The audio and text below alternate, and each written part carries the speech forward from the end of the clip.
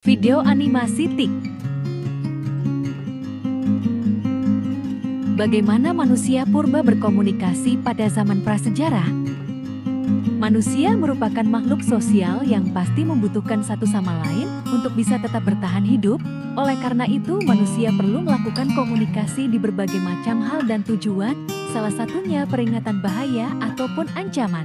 Di zaman prasejarah, manusia purba cenderung memiliki banyak keterbatasan dalam berkomunikasi antar sesamanya, terlebih pada saat itu mereka belum mengenal tulisan. Jadi tidak heran jika mereka menggunakan simbol atau gambar atau ungkapan lewat gerakan sebagai alat bantu berkomunikasi, seperti membuat gambar, rupa, ataupun suara. Daun lontar.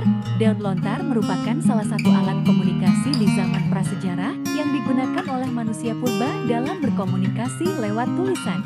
Fungsi dari daun lontar kurang lebih mirip seperti fungsi kertas yang digunakan oleh kita pada masa ini, yaitu untuk menuliskan pesan yang kemudian prasasti. Prasasti juga dijadikan sebagai alat komunikasi di zaman prasejarah yang memiliki arti dan pesan tertentu.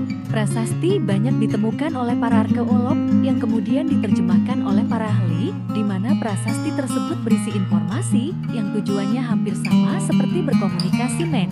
Trompet dari tanduk hewan.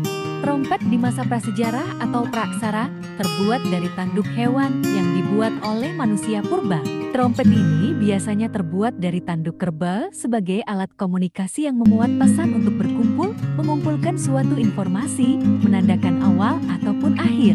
Trompet gong, alat komunikasi prasejarah yang satu ini cukup unik, yaitu alat komunikasi yang digunakan oleh manusia purba yang tinggal di pesisir pantai. Trompet gong juga hampir sama seperti trompet dari tanduk hewan, yaitu berfungsi untuk mengumpulkan kerumunan atau massa satu tempat.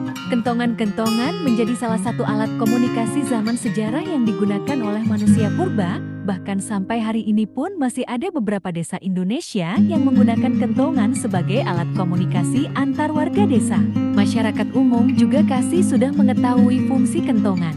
Surat salat merupakan salah satu alat komunikasi di zaman sejarah yang digunakan oleh manusia purba yang kemudian diimplementasikan dalam kehidupan manusia modern saat ini dengan tambahan teknologi yang lebih canggih seperti cutting online misalnya. Fungsi surat yaitu sebagai alat komunikasi untuk merpati pos. Merpati pos menjadi alat komunikasi zaman sejarah yang cukup unik karena menggunakan jasa burung merpati terlatih untuk mengirimkan surat kepada orang yang dituju. Merpati pos merupakan salah satu legenda pengiriman surat di masa peperangan yang sangat sering digunakan pada masa itu. Gamelan-gamelan menjadi salah satu alat komunikasi yang digunakan oleh masyarakat Indonesia di zaman sejarah. Fungsinya tentu saja untuk memberikan dan menyampaikan pesan di pergelaran suatu acara dan menjadi kekayaan budaya pada masa kini. Gonggong juga menjadi salah satu alat komunikasi masyarakat Indonesia di zaman sejarah yang berfungsi sebagai penanda dimulainya acara resmi diselenggarakan. Terima kasih.